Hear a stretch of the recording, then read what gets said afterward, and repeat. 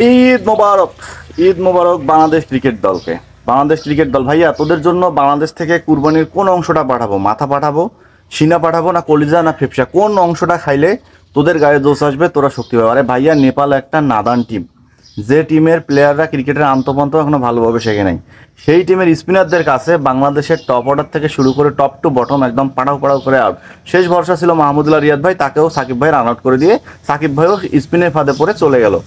বাংলাদেশ দলের এই হচ্ছে ভাইয়া টপ অর্ডার ব্যাটিং এর অবস্থা। তোদের ব্যাটিং দেখে আর তোদের প্রেস কনফারেন্সের কথাবার্তা শুনে ভাইয়া একটা গান খুব মনে গেল। তোদের অন্তরতে ছিল বিষ, মুখে ছিল মধু। তারা ভাইয়া, তোমরা মুখ দিয়ে মধুর মতো করে কথা বলো, আর আমাদের মতো দর্শকদের, আমাদের মতো ক্রিকেট প্রেমীদের মন জয় করো। এরপর যখন তোমরা ব্যাটিংয়ে নামো, তখন ভাইয়া তোমাদের মুখ যায় এক পাশে, মুখের কথা যায় একদিকে, মনের কথা যায় একদিকে। হ্যাঁ, এরপর তোমাদের ব্যাটিং লাইন আপ একদিকে চলে যায়, তোদের মন মানসিকতা একদিকে। আচ্ছা ভাইয়া, শান্ত, লিটন, তোরা আর কত খেলবি ভাইয়া? তোদের তো এখন অবসরে যাওয়া উচিত ভাইয়া। আমরা দোয়া করলেও তো তোরা ইনজুরিতে পড়বি না, কারণ মায়ের দোয়া ক্রিকেট টিম তো অনেক আগেই হয়ে গেছিস তোরা। তা ভাইয়া, তোদের কি শরম লজ্জা বলতে কিছু নাই?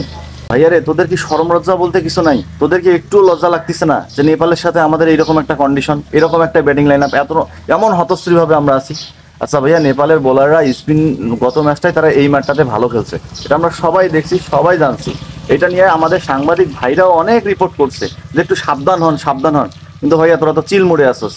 তোরা তো যাচ্ছিস ওই যে কি বলে, মানে ওই ওয়েস্ট ইন্ডিজের যে সি বিচগুলো আছে, সেখানে তোমরা হাফ প্যান্ট পরে তোরা আইসক্রিম, মানে আই ক্রিম, মানে না কি যেন বলো ওই ক্রিমটা, ফেস ক্রিম মেখে তোরা আনন্দ উদযাপন করতেছিস। তোরা তো ভাইয়া খেলতে যাসনি, তোরা তো গেছিস পিকনিক করতে। এটা তো আমি ভুলে গেছিলাম। তোরা সি বিচে গেছিস ক্রিকেট না খেলে, তোরা সাঁতার কাটতে, তোরা গেছিস সাইকেলিং করতে, তোরা ঈদের নামাজ পড়ে প্র্যাকটিস না করে তোরা সাইকেলিং করতে গেছিস। এখন ভাইয়া, কুরবানির কোন অংশটা তোরা খাবি তাড়াতাড়ি বলে দে, আমরা তাড়াতাড়ি পাঠাই দেই। তোরা খেয়ে দিয়ে সুন্দরভাবে প্লেনে চড়ে বাংলাদেশে চলে যায়। কারণ ভাইয়া, তোদের যে হতশ্রী পারফরমেন্স, মনের মধ্যে যে ভয় ধরাই দিছিস, ঈদের দিনটাকে ভাবছিলাম কত উদযাপন করব, কত আনন্দ করব, তোদের নিয়েও একটা পোস্ট করব।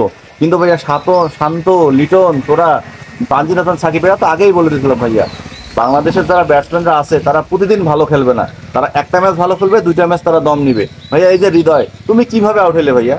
ভাইয়া, তুমি তো দেখতেছো দল বিপদে, সেখানে তুমিও চলে গেলে। শান্ত, সাকিব ভাই একটু আটকিলো, ভাবলাম রিয়াদ ভাই একটু আটকিবে, কিন্তু না, তারাও এসে তাড়াহুড়া করে রান আউট মানাউট হয়ে একদম টিমটাকে বিপদের মধ্যে ফালাই দিয়ে চলে গেল। ভাইয়া, তোদের এইরকম যদি তোদের হয় ব্যাটিং লাইন আপ, ভাইয়া তোদের সুপার এইটে খেলার দরকার নাই, তোরা বাড়ি চলে আয়। তোদের থেকে ভাইয়া নেদারল্যান্ড, নেপাল এরা খুব ভালো টিম, আফগানিস্তান এরা খুব ভালো টিম। আমি স্যালেন্ডার হয়ে যাচ্ছি ভাইয়া, আমি তোদের জন্য আজকে হাত তুলে স্যালেন্ডার। আগে ভাবছিলাম যে আমাদের একটা ক্লাস আছে, আমাদের একটা ব্যাটিং লাইন আপ আছে, আমাদের অনেক দিনের অভিজ্ঞতা আছে, কিন্তু না ভাইয়া, ওদের নিয়ে, শান্ত, লিটন, এদেরকে নিয়ে যারা আশা করবে, হ্যাঁ, তারাই হচ্ছে আমাদের মতো আবেগী বলদ মার্কা, মানে বলদ। আরও যদি কিছু থাকে, শব্দ বোমাগুলো আমার আর বের হচ্ছে না আজকে মুখ দিয়ে ভাইয়া। শব্দ বোমাগুলো বের হলে ফির রেস্ট্রিকশন কপিরাইট খাওয়া যেতে পারি। এই কারণে শব্দ বোমাগুলো থেকে তোরা রেহাই পেয়ে যাচ্ছিস। আমার মনের ভিতরে যে শব্দ বোমা আছে, এই বোমাগুলো যদি ছুরি ভাইয়া পারমাণবিকের মতো গিয়ে তোদের আঘাত করবে। হ্যাঁ ভাইয়া রে, তোরা কি আসলে কি মানুষ? তোদের মধ্যে কি আসলে বাংলাদেশ ক্রিকেট টিমের কোনো ছায়া আছে? বাঙালিদের আবেগ আছে? তোরা তো আমাদের আবেগ নিয়ে খেলা শুরু করে দিচ্ছিস ভাইয়া।